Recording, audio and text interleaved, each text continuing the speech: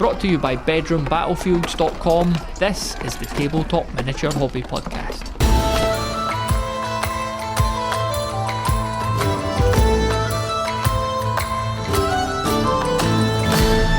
Hello and welcome to the Tabletop Miniature Hobby Podcast. It's Matthew with you here, and on this episode we're going to talk about some terrain, specifically battle systems terrain.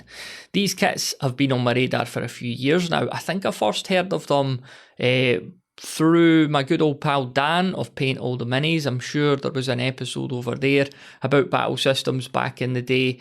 And I've always fancied picking up a box or two, but for one reason or another, I've just never got round to it. But recently, I've got right into Planet 28, and I was thinking that, my sci-fi terrain collection, I don't have that much terrain in general, but specifically sci-fi terrain is something that I'm sorely lacking in as well.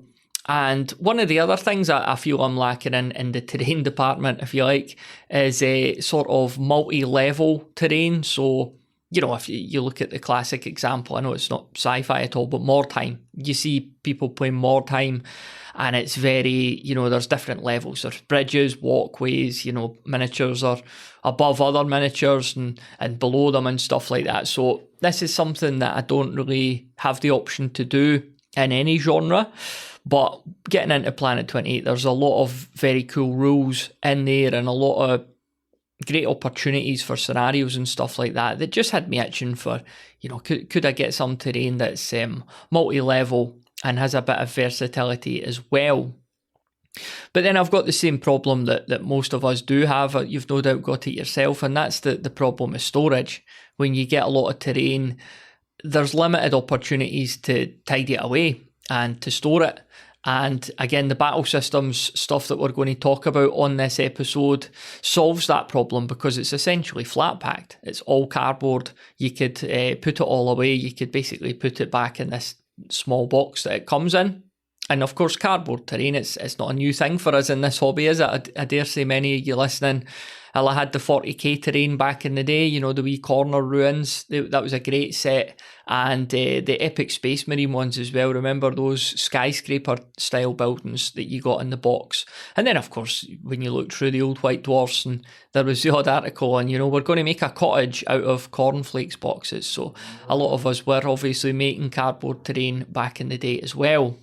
So I was at the stage where I was pretty much sold on the battle systems terrain. I was basically going to dive in and get a couple of boxes, but I thought I'd reach out to the good folks there and just see if they'd be interested in making this more of an official review, if you like.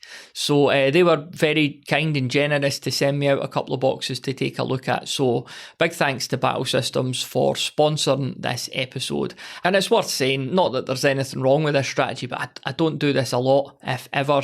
I don't reach out to companies and ask for free stuff so I could review it. There's a couple of big reasons for that. The main one is just time. Like I would only want to take a proper look at something that I was actually interested in and was actually going to use, which is the case here.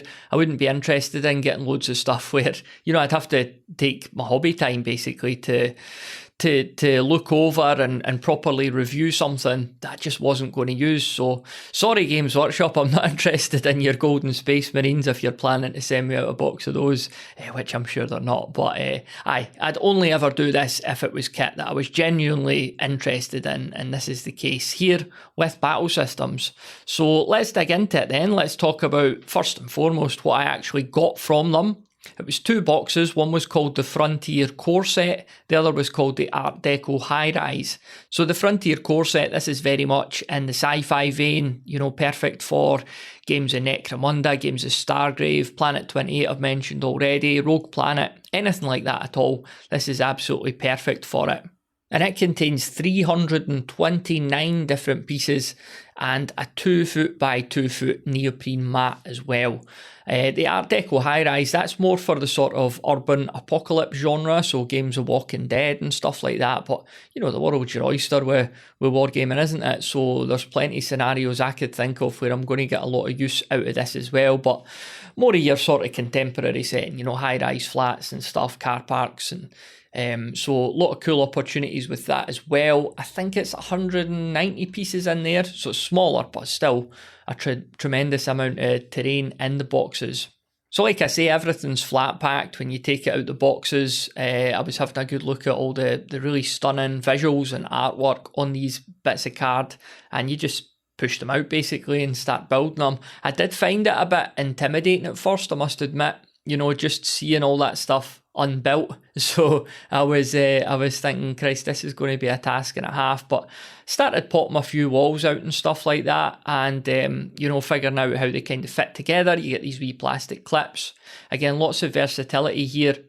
And once I got started, once I'd joined a few walls together and started to build this wee structure, I actually fell into a bit of the zone. I found it quite therapeutic. It was almost like doing a massive 3D jigsaw. So again, so many layers to this hobby. Even building something like this, can be as relaxing as sitting painting a miniature or whatever else, chills you out after a hard day at your work. So like a big 3D jigsaw is how I would describe that. The mat quality I'd describe as fine, it's decent enough. I'm used to the very sort of high-end, top-of-the-range mats that I've got from gamemat.eu, but I think the reason that this mat, isn't quite of that quality, I'm no expert on neoprene mats, but it's sort of thinner, and, it looks like it maybe needs a wee bit of an iron, but I think it's, because it's basically they have to fold it up to get it in the box, whereas the game mats are always rolled up, because they're not trying to get them in a tiny box with loads of cardboard. So like I say, not a deal breaker at all. It's still a very good wee mat, and one I'm sure I'll get a lot of use out of it as well. I talked a bit about the artwork. The designs on the cardboard are spectacular. The attention to detail is amazing.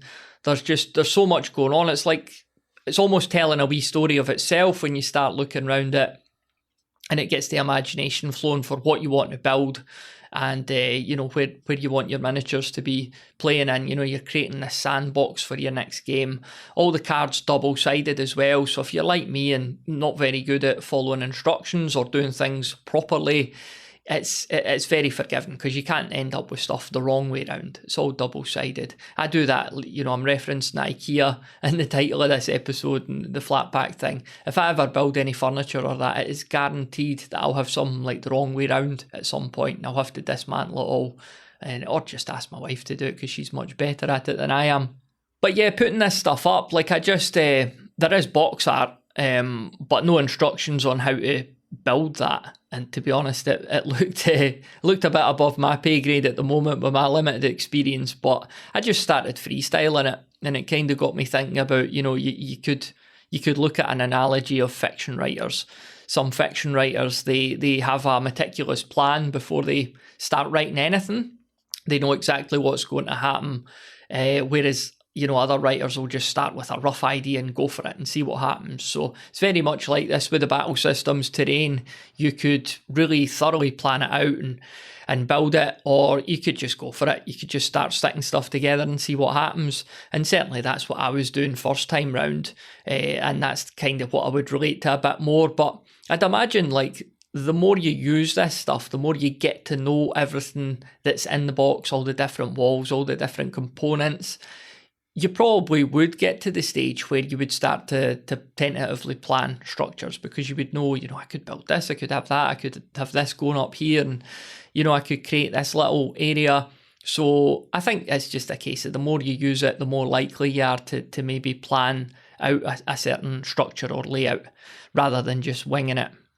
And it got me thinking as well, a quick tangent here, but some episodes ago I talked about the 2D neoprene terrain that I've got and how I really like that and the use cases for it. And this is the polar opposite, this is properly 3D, and it's just one of the great things about the hobby. Again, you've got so many different options, so many different ways to do things, no right or wrong way, just what works for you. And, everything's available, everything's an option, and it's just about picking the tools for the next job or the next game, if you like.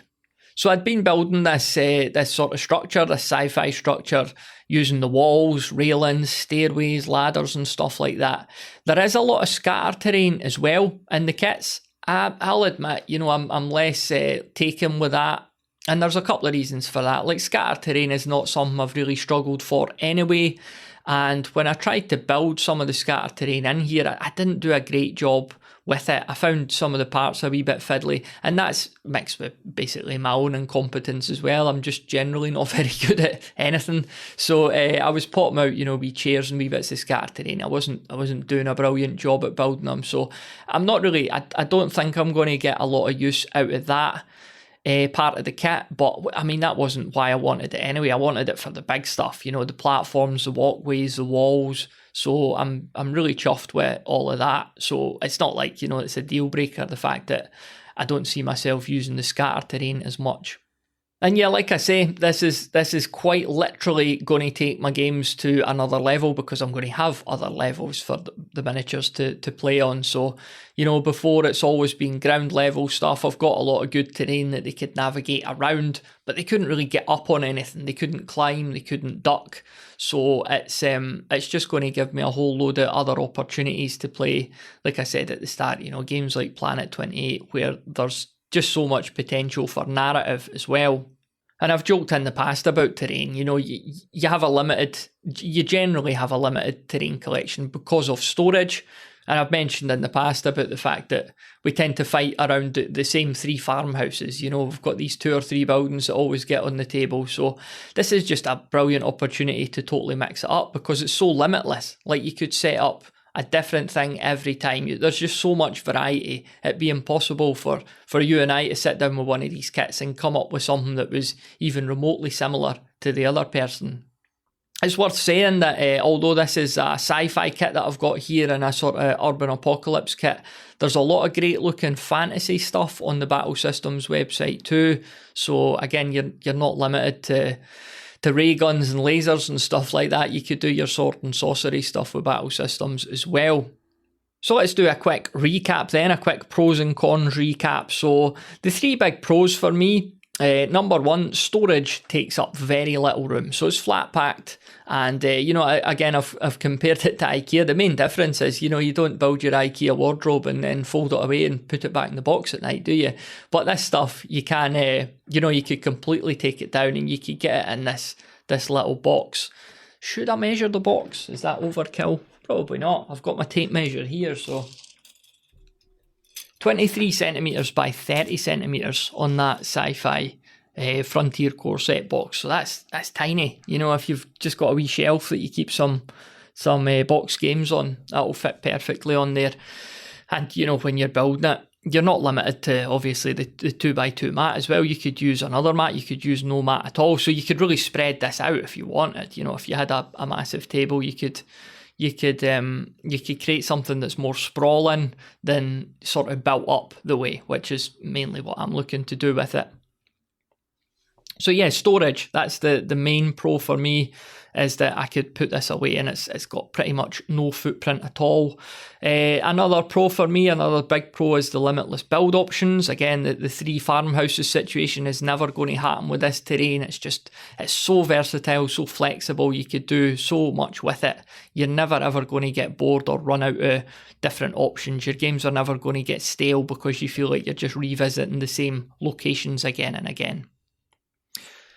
Finally, it looks brilliant. It looks really, really good. It's cardboard, and that sounds like I'm talking it down, but it's a tremendous use of the medium. The artwork on it is, it's visually captivating. Like I say, it's almost telling me stories of its own, and it just creates such a visually appealing aesthetic and setting for your game. So it looks really, really good. Couple of downsides, like this is anything but a time saver. Like, this is going to add a fair amount of time onto your setup or whatever, or onto your hobby time in general. It's not a quick get out the box, get it fired up. Maybe there are folk out there that have got really fast and competent at it. Maybe that comes over time, I dare say, but for me, this is going to add a good hour and a bit onto my setup time. I don't mind that, because like I say, I actually quite enjoyed doing it. Just another wee niche in the hobby, I suppose, but it's not a time saver at all. If time is your biggest issue and storage isn't, then this probably isn't for you. And another downside as well, another con I suppose, it is easily damaged. Again, cardboard, it's sensitive. The cardboard is sturdy enough. There's very little flaws when I was taking stuff out the box. A couple of the wee chairs in that, they were kind of scuffed or peeled. Just tiny wee blemishes here and there. But in the main, it was pretty flawless. But you could see how it could be easily damaged. You're using the wee clips to push them together. That's inevitably going to create some wear and tear over time. And there's all sorts of ways cardboard could be damaged, isn't there? So you just need to, we hobbyists will look after our gear, at least most of us do. And this is going to need a special amount of TLC if you want to keep it in good nick and have it working for you years into the future as well. So that's Battle Systems Terrain, that's the Art Deco High Rise and the Frontier Core Set. So the Frontier Core Set, you'll get that brand new for about £85. The Art Deco High Rise, you'll get that brand new for about £38. And if you want to visit the Battle Systems website to check out everything that they've got, their full range of products, go to bedroombattlefields.com/battle systems. That's all one word, Battle Systems. So a big thanks once again to Battle Systems for sponsoring this episode of the Tabletop Miniature Hobby Podcast. Like I said at the start, I only do episodes like this because I know or I hope that they'll be interesting to you as well. This isn't an advert, this is me getting something that I'm genuinely enthused about and something that I'm going to use a lot of. And I know a lot of you out there are in the same boat as well in terms of the kind of terrain that would fit with your storage space and the kind of games that we're playing as well. Alright, that's just about it for this episode of the Tabletop Miniature Hobby Podcast. Make sure you're following or subscribed on your listening app of choice because you won't want to miss the next episode where I'm reviewing the Stormcast Eternals. Thank you very much.